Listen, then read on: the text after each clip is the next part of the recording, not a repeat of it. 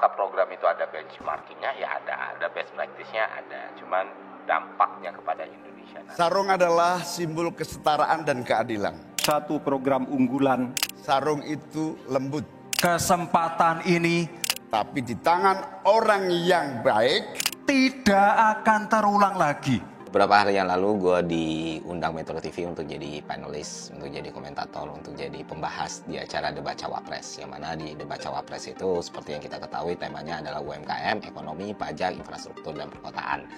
Sesuatu yang selama ini gue pelajari dan gue dalami. Program itu ada benchmarkingnya, ya ada best practice-nya ada. Cuman dampaknya kepada Indonesia nantinya kalau menurut saya ketika itu dilakukan dengan efektif dan efisien. Nah, dalam acara itu karena gue panelisnya, karena gue yang bakal bahas, jadi mau nggak mau gue harus menyimak dengan seksama.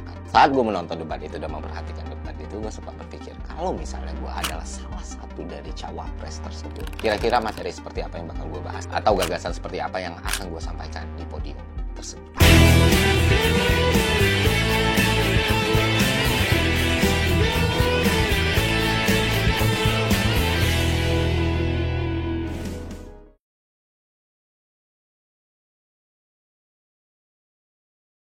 Acaranya mungkin kalian bisa tonton di Metro TV, kayaknya masih ada ya. Dan ya di situ gue diundang sebagai ekonom, terus gue ngerasa wah ekonom title-nya terlalu berat, dibikin konten kreator ekonomi aja gitu.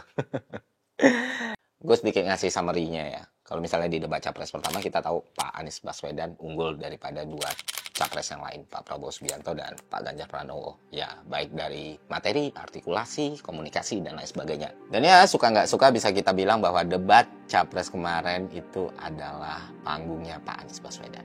Seperti yang diprediksi banyak orang gitu. Saya rasa kita sama, rakyat Indonesia, saya, kita semua. Yang menarik itu waktu debat cawapres itu terjadi hal yang mengejutkan banyak pihak. Ternyata dibanding Pak Mahfud MD yang seorang profesor atau Gus Imin yang seorang ketum partai, Gibran bisa tampil solid.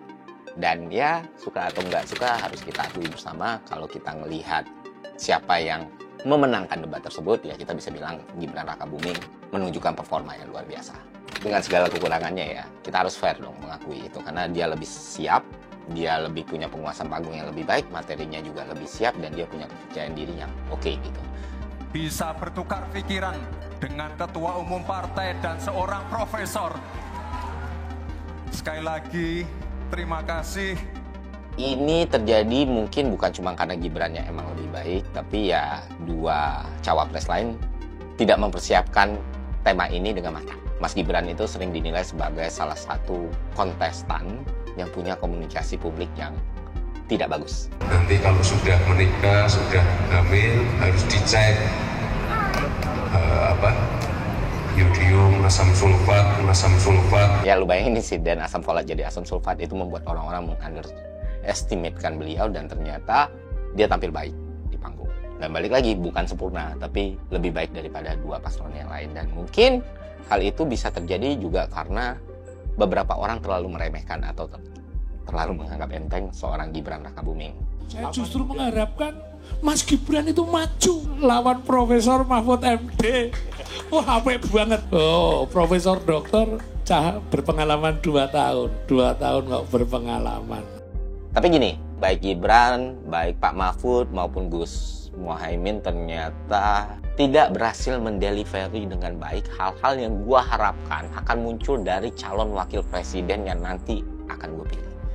Apalagi ketika ngomong soal pertumbuhan ekonomi, ngomongin soal pajak, dan ngomongin soal bonus demografi. Kenapa demikian? Karena materi yang mereka bawa, gagasan yang mereka bawa, substansi yang mereka bawa, jangankan untuk level solusi nih, mengidentifikasi masalahnya aja masih belum. Itu sedikit review dan sedikit penilaian gue selama gue jadi panelis waktu di acara debat. Dan balik lagi, kayak di pembukaan tadi, kalau misalnya gue jadi salah satu cawapres di situ, dan gue harus ngomong soal bagaimana Indonesia menaikkan pertumbuhan ekonominya hingga di level 6-7%, maka ini yang akan gue presentasikan.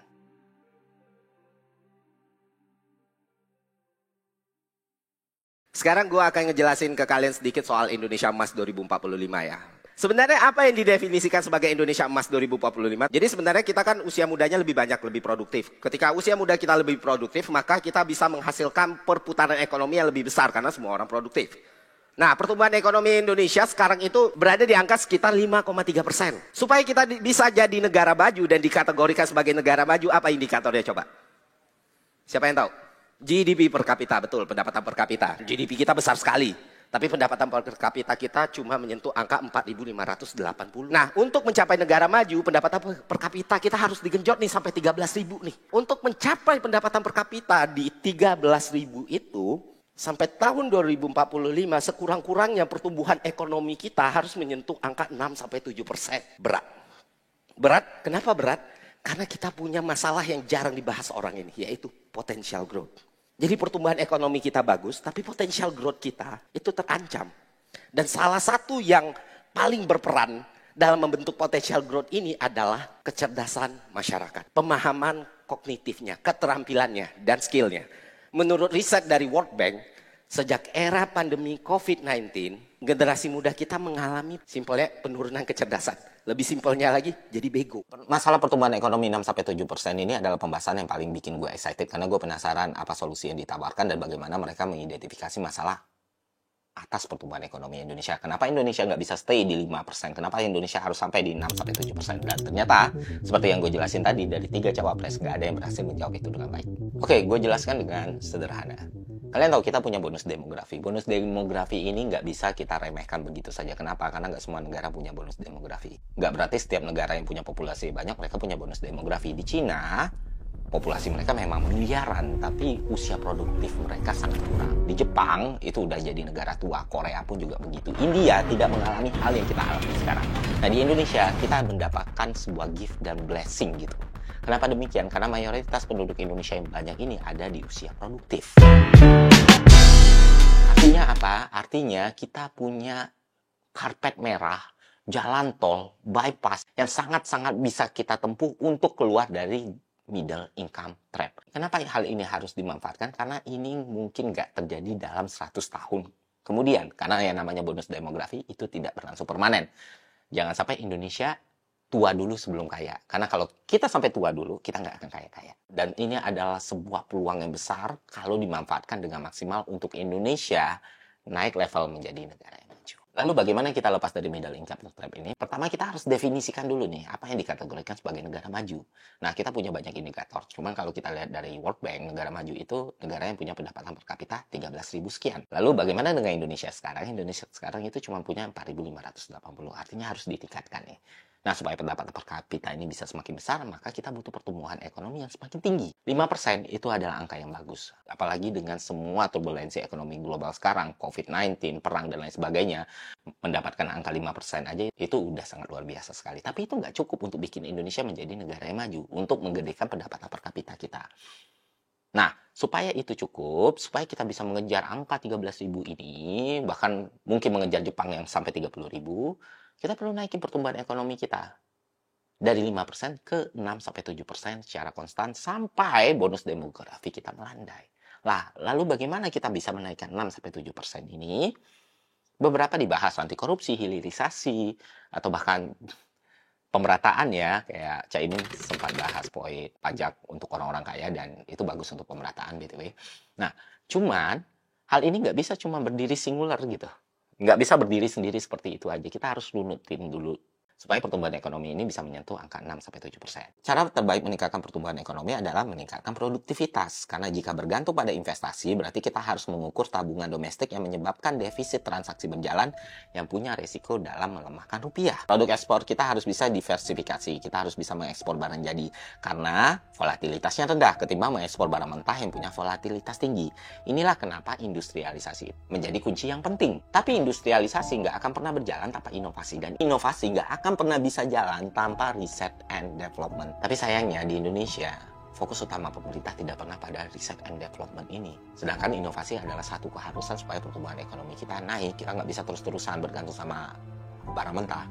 Kita juga nggak bisa bergantung pada investasi. Karena kita harus memikirkan tabungan domestik dan defisit transaksi berjalan kan. Cuma dengan perbaikan R&D, dengan organisasi yang lebih baik, dengan birokrasi yang lebih baik, dan anggaran yang lebih baik, maka kita akan selangkah lebih maju untuk menggapai yang namanya inovasi. Dan ketika kita berhasil berinovasi, kita berhasil memproduksi barang jadi.